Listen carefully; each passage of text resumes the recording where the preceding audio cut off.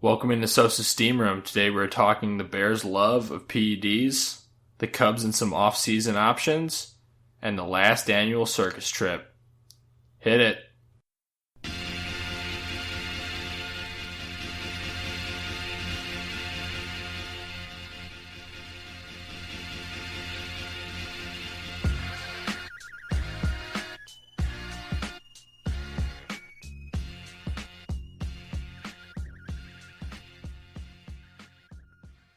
What's up, everybody? My name is Drew Edstrom, and the other co-host of this podcast is Blake Van Pocky. Hello. Anything else? Nothing else. As usual. A man of many words.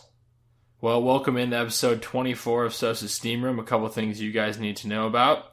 For advertising inquiries or just any questions, or you want to ask us about life, favorite soda, favorite food perhaps, Dr. Pepper? Email us at sosasteamroom@gmail.com. We have Twitter, Facebook, and Instagram accounts. Just search Sosa Steam Room.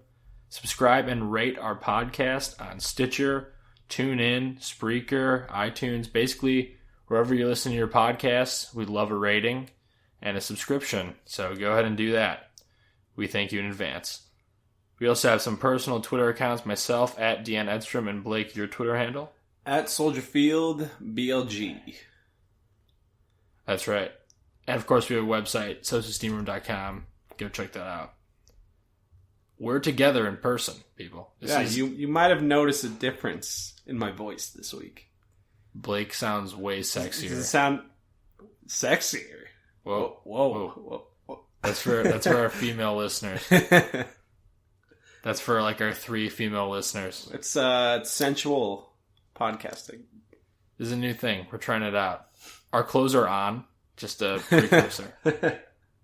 Blake usually does this with no pants on, but this week Drew made me put on pants. I made him do it. It's just inappropriate, and kids listen to this, so yeah, it's all about the kids. Hi, sorry, kids.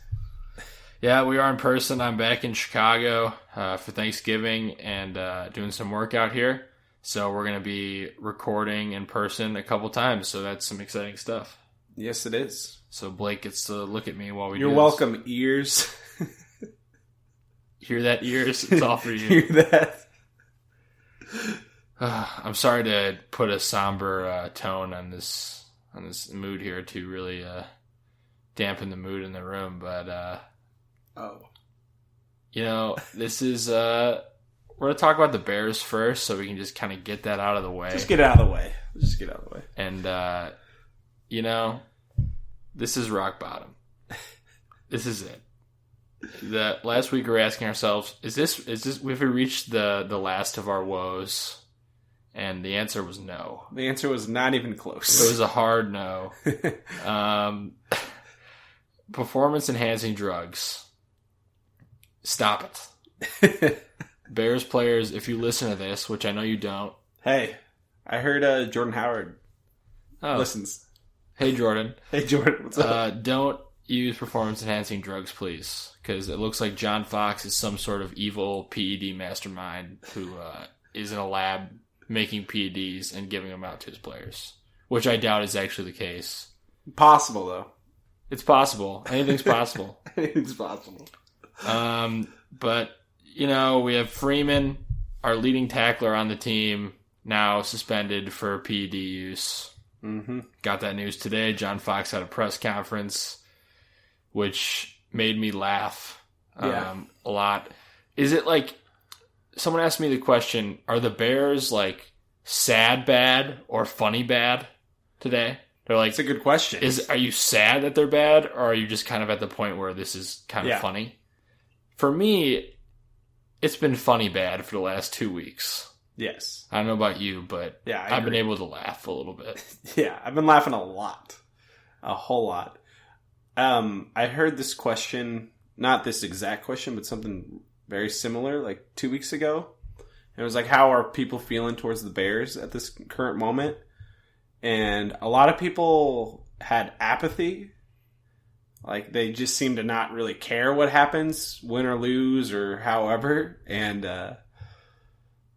unfortunately, we're kind of going down that path right now where people just are kind of giving up completely on the Bears, but I say tune in because you will get some laughs on Sunday. Well, we have Sitton, Floyd, and Miller injured this past week, and apparently Jay Cutler now. Yeah.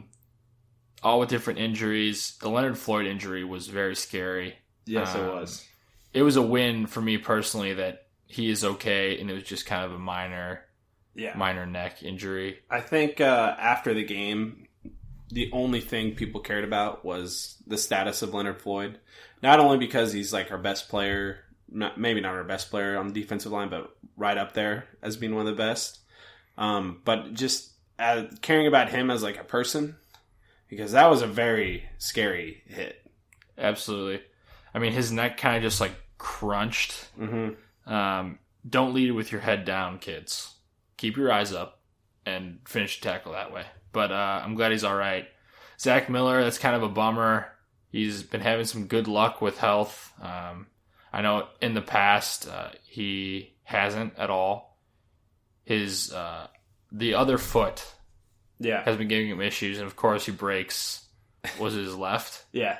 His left foot. He breaks his left foot, and it's just like this guy cannot catch a break after a good run. His whole career just way too many injuries. Defined by injuries. When he was in Jacksonville, only saw the field a couple times, and I don't think he's made it a full season. He hasn't. Yeah. He is not. So that's too bad.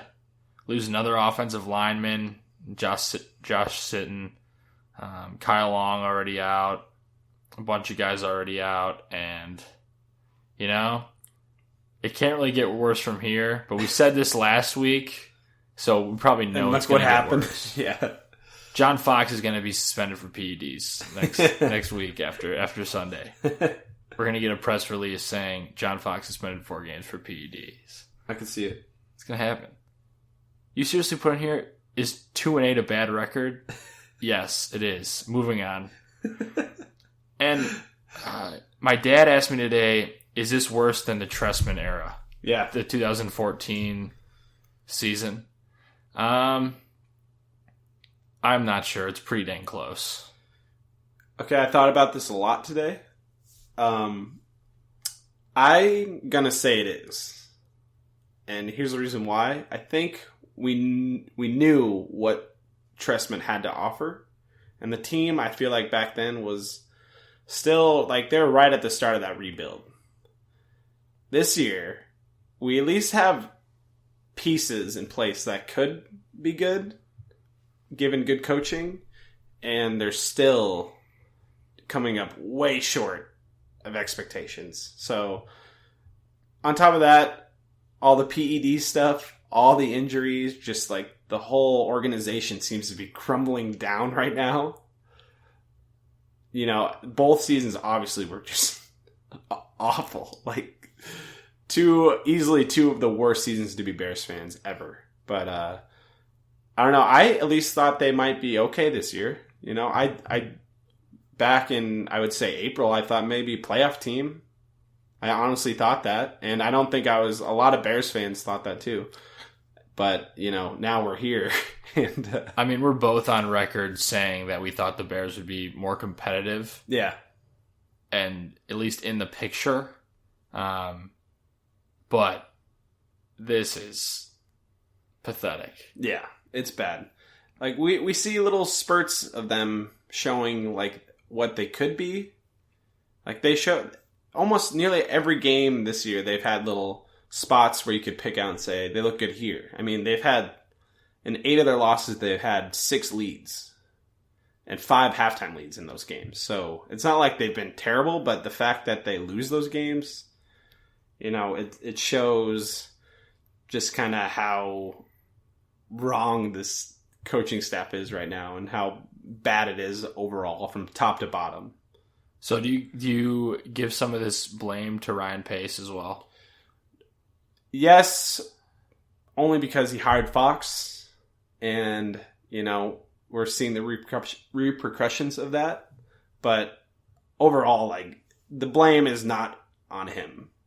He's done a good job bringing in guys who can play.